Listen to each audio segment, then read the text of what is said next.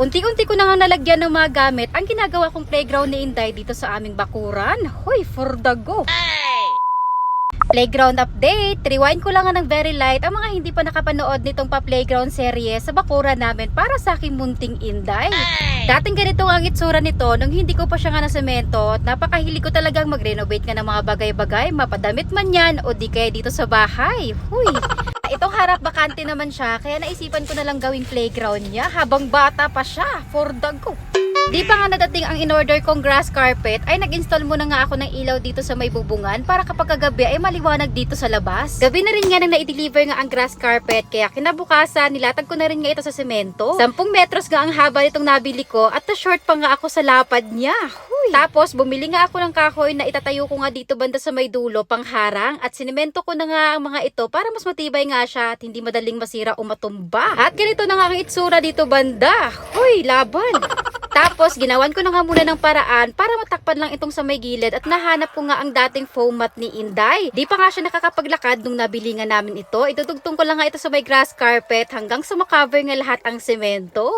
Tapos, itsura naman nga ng biranda namin ay ganito na nga kadumi.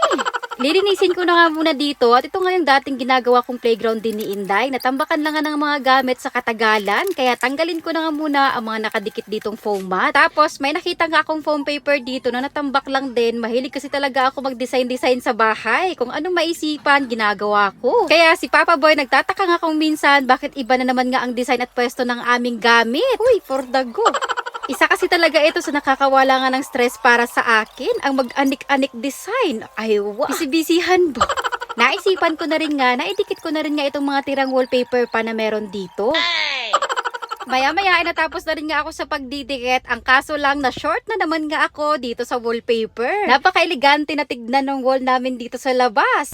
Then yung mat na pinagtatanggal ko ay itatransfer ko naman nga dito sa may playground ni Inday. Ididikit ko lang din nga gamit ang glue stick. O jiva pak, lavarn. Huy, DIY pa more. Tapos nilinis ko na rin nga itong mga tambak niya mga sasakyan dito na i-display ko sa kanyang playground para naman magamit niya. Karamihan nga sa mga to ay naipamigay na ni Inday.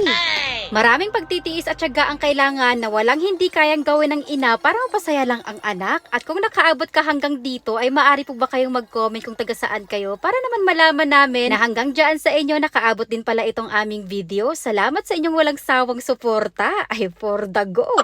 Sa ngayon nga, ito pa lang ang nagawa ko for Inday Playground at marami pa nga akong i-DIY ng mga kaanik-nikang gamit para ilagay dito. Ay, wow!